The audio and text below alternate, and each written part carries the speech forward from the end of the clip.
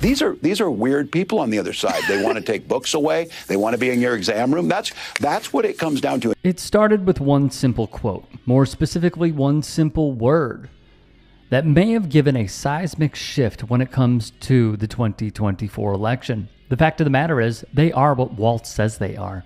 This is a weird party filled with weird people. Prisons and jails, mental institutions, and insane asylums.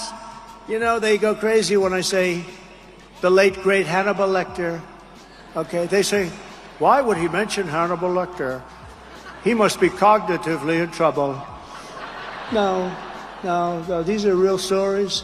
Hannibal Lecter from Silence of the Lamb. He's a lovely man. He wants to have you for dinner. He'd like to have you for dinner. And there are a plethora of examples to choose from. You saw it.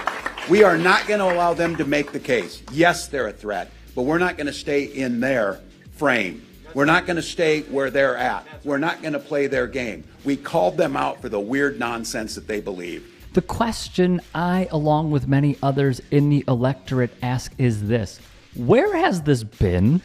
I mean, what took so long? The new talking point, weird. Because this is how the game is played. Make it a sticking point and do not let go of it, forcing centrist outlets like CNN to deliver it as a segment. Testicle tanning, that's crazy.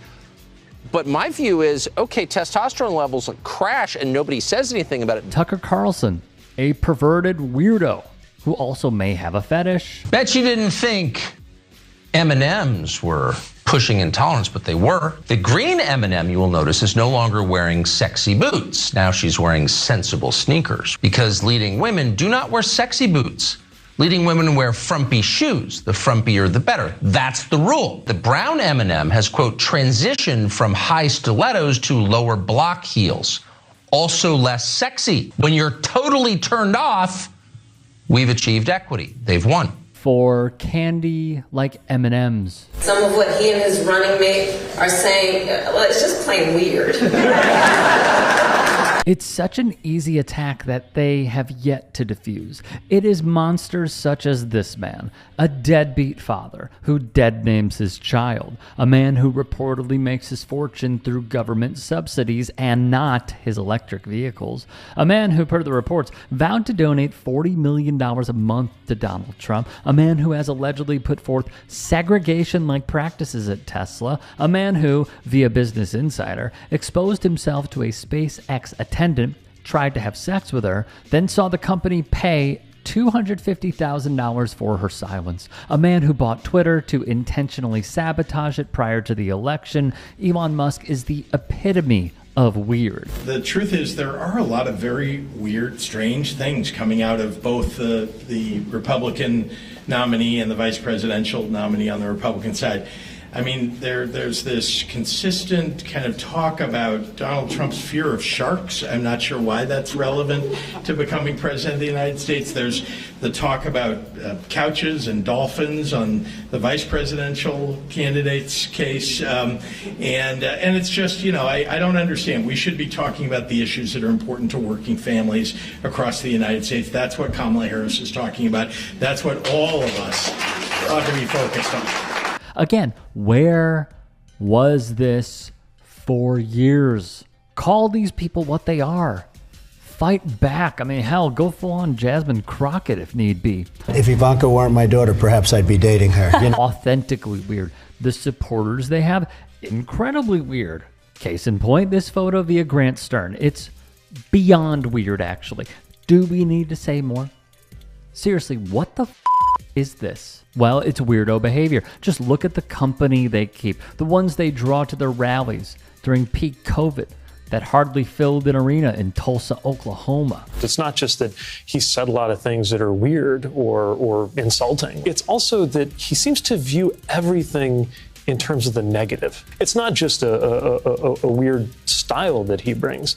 It's that this leads to weird policies, like his proposal that the number of votes you get in an election would be different depending on how many kids you have. I mean, I would think one person, one vote is a pretty basic, universally accepted principle in this country.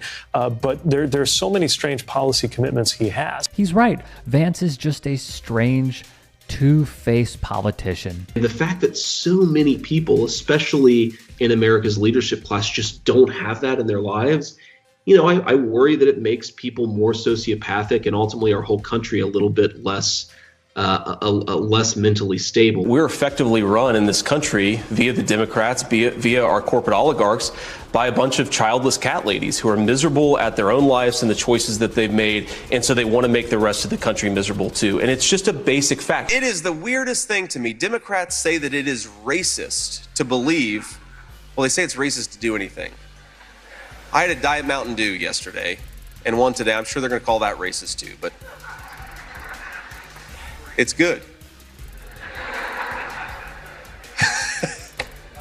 I love you guys. Hey guys, JD Vance here at Radford, Virginia. I thought I'd take you behind the scenes a little bit. When you get to an event, they've got a ton of crap for you to drink and eat. You got 3 bottles of Diet Mountain Dew, about a dozen Snickers, a bag of chips. If I ate even half this stuff, of course, I'd balloon up like crazy. This is the energy that powers the presidential and vice presidential campaign. Weird. Hey, I appreciate you watching. Now, if you can, please do become a channel member by going to youtube.com/tytsports and clicking the join button. If that's too much for you, you can just go to tyt.com/join to become a member. It helps all of us out here at the Young Turks and keeps our network afloat. In addition, you could follow me on my socials on Twitter, Instagram, and TikTok. Appreciate the love. Have a great day.